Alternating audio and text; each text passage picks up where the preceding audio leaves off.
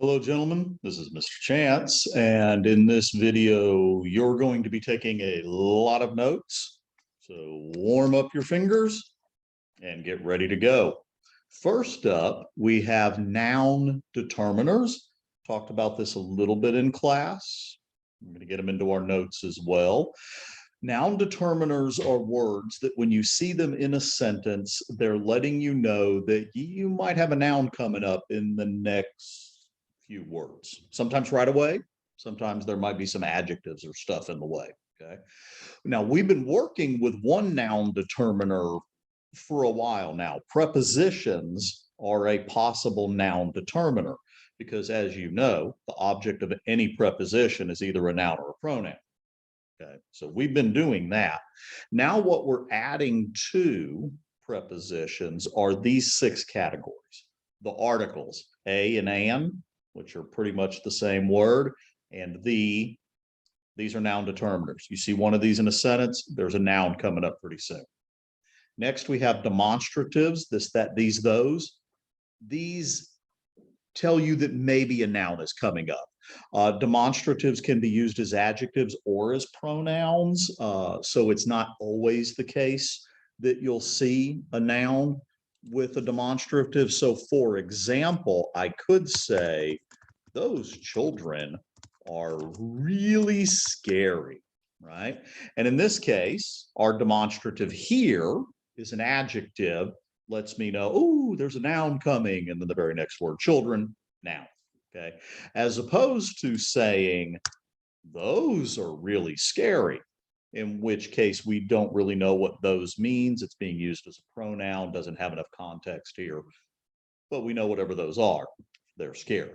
Okay, so those children, oops, for those children, noun determiner, right? Those works. And it would be the same thing with this child or these children, so on and so forth. Numbers can also be noun determiners, but not always, not always. It's the difference between me saying, I ate 3 tacos, in which case 3 tells me how many, it's working as an adjective, it's a noun determiner. Or if I just said, I ate 3, in which case it's a direct object and it's not a noun determiner because there's no noun. Okay, that's pretty simple, I think. Possessive pronouns, such as my, his, her, our, their, its, your. There's going to be a noun coming after these, right? My tacos, his tacos, her tacos, our tacos, their tacos, its tacos, or your tacos, right? In each case, the possessive pronoun lets me know noun is coming. Same works for possessive nouns. Possessive nouns work like adjectives in a sense. They let me know which one of something. So if I ate Bob's tacos, I assume I had Bob's permission. I ate Bob's tacos. This is the possessive noun, right? It acts as a noun determiner. Okay. And then we have indefinites, such as these. No, not these. That's a demonstrative. Such as the words right here, right? Some, any, no, many, several. Indefinites indicate number, but not a specific number. And the other thing to keep in mind with indefinites is they're not always noun determiners. They can stand alone. Okay, so keep that in mind. So if you've not already paused the video to get these noun determiners into your notes, please do so now, and I'll wait patiently. Okay, I'm done waiting patiently, and now we're going to go to page 2, where we get plural noun rules. And there's a lot of these, gentlemen, right there, A through J. All right, so I'm going to scroll down in a little bit because all of these will not display on the screen at once. All right, and I'm not going to bother reading all of these to you. Y'all can read on your own, but I want to hit some of the key points. Okay, key points. Key point number 1 is this first rule here is the default rule. If a noun doesn't fit any of the other rules, you're probably using A. So there you go. And then what you're looking at is in the singular form of the noun, how is it spelled?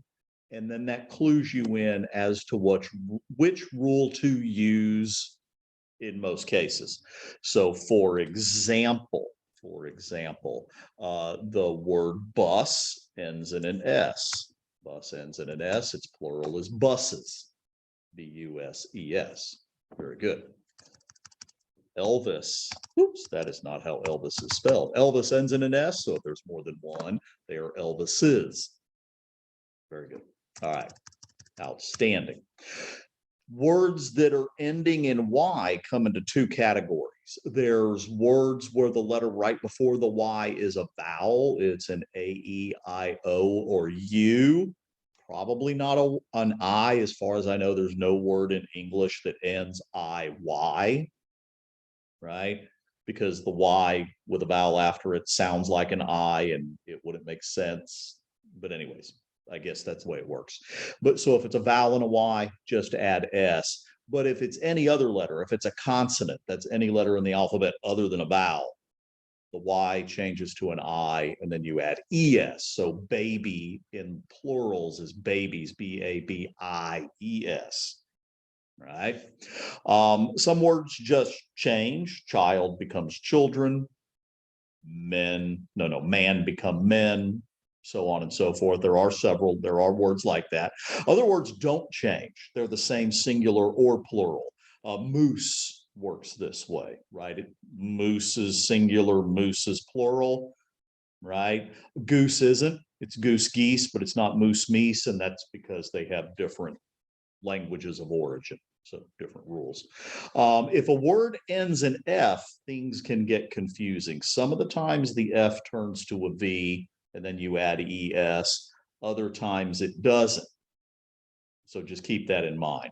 And in a lot of cases, just one of those things you got to know. Words that end in double F, like puff, you're going to add S. Let me see. Words that end in O also vary a lot. Sometimes you add just an S, sometimes you add an ES, sometimes it can work either way. Depends on the word.